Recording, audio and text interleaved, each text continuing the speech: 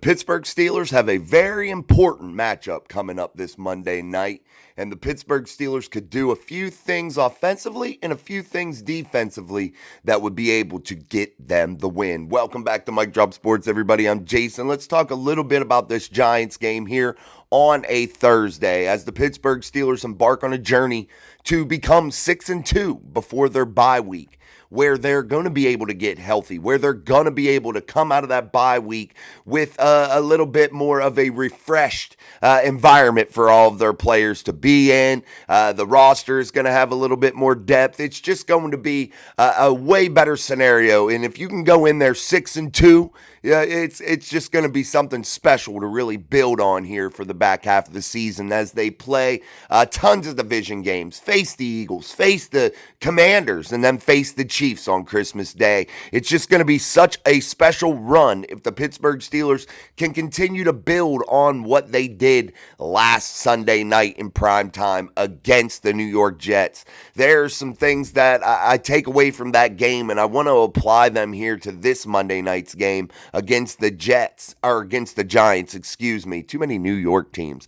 But anyway, let's talk again a little bit about this Giants game and what the Steelers could do. I've been watching some film on the Giants and watching what they do. I watched them play against the Bengals, and then I think it was the Eagles where Saquon Barkley went totally off. And that's where we're going to start, that Eagles game where Saquon Barkley was absolutely dominant. He had a little bit of extra motivation going back and playing his old team in the Giants, but I noticed some things that the Pittsburgh Steelers can do. The Giants, they are very good at rushing the passer, 31 sacks right now, most of them coming from their star player in the defensive front. I don't know why his name just slipped my mind. I'll think of it before the end of the show. But anyway, the Giants are very good at rushing the passer. And if you're Russell Wilson and you are this run game for the Pittsburgh Steelers, which perhaps you do have Patterson, Warren, and Najee Harris all available at your disposal, and you may be able to attack. But Arthur Smith's going to have to switch things up a little bit and lean on Najee, in my opinion here. You're going to want a downhill run a lot against this Giants front because they are ultra aggressive, guys. Ultra aggressive defensive fronts are getting that push. They're getting back there quickly. And running downhill opens up some real lanes for guys like Najee Harris, guys like Jaylen Warren that can really explode. Patterson could get downhill and really do some things in my eyes. I think he could break a couple of those. Jaylen could break a couple of those like you saw Saquon. But Najee is going to be a real important piece to this puzzle come Monday night. And I know you want to manage his reps, but if you want to go in there and dominate, if you're the Pittsburgh Steelers, Najee Harris has to be a key part to this because he runs downhill better than anybody in that room, in that running backs room for the Steelers. He runs downhill so well. And if you can get Najee really churning there and really getting those positive yards, 5, 6, 7 at a clip, he will totally wear down that defensive front, that linebacking core of the Giants. And I really feel with that over-aggressive pass rush of the Giants, they get caught sometimes over-pursuing. That middle opens up. Those gaps open up in the middle from tackle to tackle. That big space there in the middle, I feel like really opens up some giant holes just due to their real aggressive nature. And I think if the Steelers can really run downhill between the tackles, I think that they could be ultra successful. Also, if you are the Steelers too, and you're a Russell Wilson, and you're looking at how they over pursue a lot, and they are really aggressive with that pass rush, Russell Wilson is going to have to step up into the pocket. And I know with great pass rush, sometimes you might say to yourself, well, they're going to be coming up that middle, man. No, it just really seems as though the way that pass rush moves for the Giants, it just comes to the outside and really collapses around that quarterback from the tape that I watched. And if you're Russell Wilson and you have the ability to step up into the pocket and deliver throws, I think that you will be really, really successful, especially if you have the chance to take off and run. Joe Burrow had a large run against the Giants. And why did he have that? due to the ultra-aggressive defensive front of the New York Giants. And it's a gift and a curse sometimes if you're the Giants. You want that good push. You want that ultra-aggressive nature from your defensive front. But sometimes, again, they just overdo it a little bit and they don't keep everything in front of them.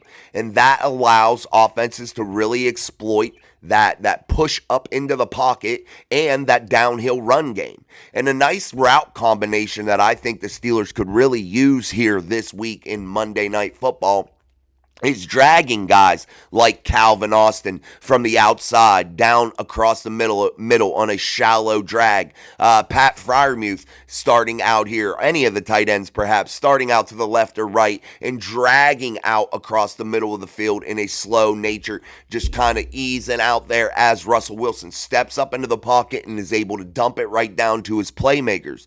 I think that is going to provide some real splash plays, some real sparky plays to where the Steelers can blow this thing open a little bit and put that Giants defense back on their heels. And another thing for Najee that just popped into my head is I watched Saquon Barkley run people over in that game they played against the Giants last weekend. And if you're Najee Harris, don't do the dancing, don't do the hurdling, don't do any of those bullshit moves. I think today, or this Monday, for Najee, run an ultra-aggressive, really lowering the boomstick on some of those guys in the back end, will really just, again, wear them down and allow this Steelers offense to really put up a ton of points, in my opinion. And I think Russell Wilson has a great opportunity here to go out there and score a bunch. And I know the defense for the Giants is good. And I know the Bengals didn't score a ton of points against them. The Philadelphia Eagles did. And I think the Steelers are better than the Bengals. So I really, truly believe that Russell Wilson, if he does the things that we're talking about here, slides up into the pocket, doesn't get panicked and run side to side. If he is able to continually move up, slide up, and deliver those 50-50 balls, deliver those balls across the middle, I think that this will be a big, big day for Russell Wilson. Now, the Giants, they know their deficiencies. They know their weaknesses, and they are going to probably try to exploit that want for the Steelers to step up into the pocket by maybe dropping in a linebacker on a blitz behind that offensive or defensive front. That could potentially be the case. But if you're Russell Wilson and you are that receiving core, that tight end group, I really truly think that you might be able to hit some real quick ones, man. Screens, quick dump downs. I think that would slow that linebacker up and force the Giants into making sure that they are taking that linebacker, and instead of coming up and playing that spy on Russell Wilson, they will go out and be coverage guys now and alleviate some of the numbers coming at Russell Wilson. And the Giants, of course, like any defense, are going to want to get there with minimal numbers, and they can. They have the personnel to do so. But if you're the Steelers, you got to keep them on their heels. You got to create that balance. And running downhill, using the play action pass, Russell Wilson stepping up into the pocket, I think, again, is going to be the most important thing for him. And really just hitting every, a variety of route combinations. Don't just stick to one thing. Really make them guess. I think that's how you beat this Giants defense if you're the Pittsburgh Steelers offensively. Now, defense we'll dive into probably a little bit more tomorrow defensively for the Steelers. But I think there's many opportunities there also for the Steelers to go with minimal numbers, perhaps maybe spy slightly on quarterback Daniel Jones to respect his running ability. But I think that there are ways that the Steelers defense can really hit home here this weekend and really cause some major disruptions and really make Daniel Jones uncomfortable. But again, offensively, George Pickens going to be a real key. Calvin Austin, in my opinion, this could be the game that he has a monster one.